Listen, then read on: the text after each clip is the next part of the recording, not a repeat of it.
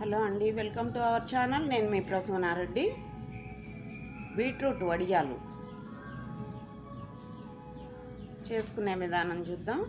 ఎంతో టేస్ట్గా ఉంటాయండి. మీరు ఒకసారి ట్రై చేసి చూడండి.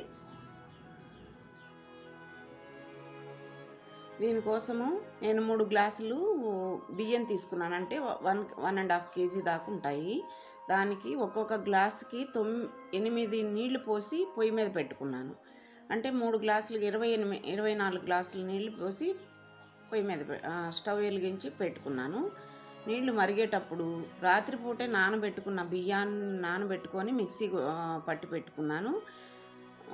సగ్గు బియ్యం నానపోసి పెట్టుకున్నాను. నీళ్లు మరిగాయండి.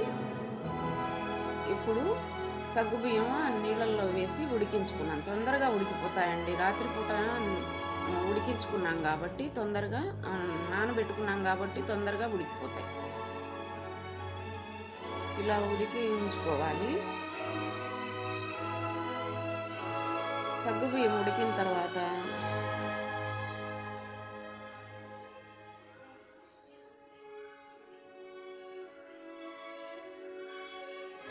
మిక్సీ పట్టి పెట్టుకున్న బియ్యం పిండిని అందులో పోస్తూ ఉండలు కట్టకుండా కలుపుకోవాలి.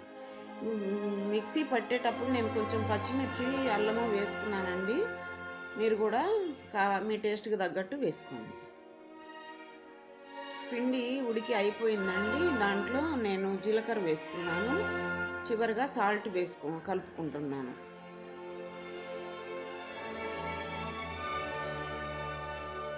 ఎంత బాగా ఉడికితే అంత బాగా టేస్ట్గా పొంగుతాయండి. దాంట్లో సగం పిండిని పక్కకు తీసుకున్నాను. ఎందుకంటే 1/2 కేజీ వండింది ఇంట్లో బీట్రూట్. ఆ బీట్రూట్ పొక్కు తీసి తురిమి పెట్టుకున్నాను. ఆ కొంచెం పిండిలో 1/2 కేజీ తగ్గట్టు ఆ కొంచెం పిండిలో ఈ తురిమిన బీట్రూట్ వేసి బాగా కలుపుకొని ఉడికించాలి.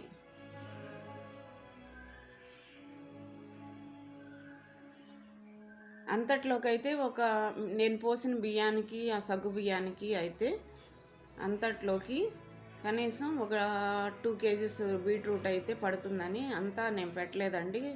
కొంచెమే పెడుతున్నాను బీట్రూట్ వడియాలు.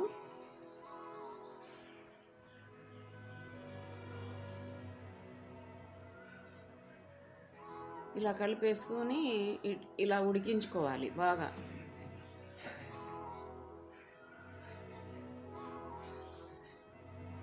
ఇంకా ఉడికిపోయిందండి. స్టవ్ కట్టేసి చాలా కిందకు దించి పెట్టుకున్నాము.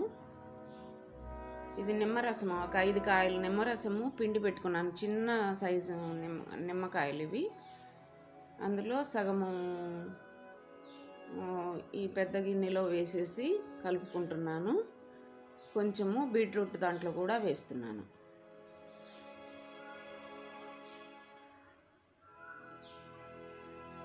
7x7 బెడ్షీట్ అండి ఇది. దీనికి తడిపేసి పరిచేసుకొని స్పూన్తో ఇలా వడియాలు పెట్టేసుకోవాలి.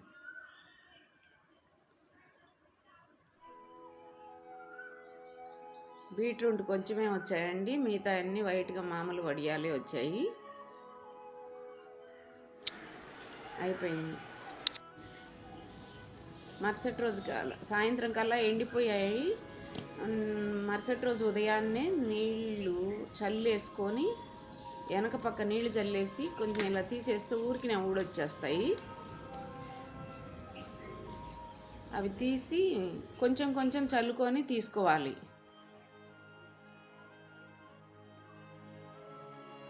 బీట్రూట్ వడియాలు రెడీ అయిపోయాయండి. ఎండలో పోసుకొని పెట్టుకోవాలి బాగా.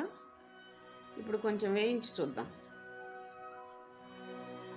స్టవ్ మీద ఆయిల్ పెట్టుకొని ఆయిల్ వేడెక్కిన తర్వాత చూడండి కొద్దిగా వేస్తే ఎంత బాగా పొంగుతున్నాయో.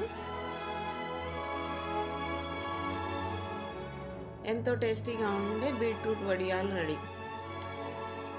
నా వీడియోస్ నచ్చినట్లయితే లైక్ చేసి, షేర్ చేసి, సబ్స్క్రైబ్ చేసుకోవడం మర్చిపోవద్దండి. Thank you.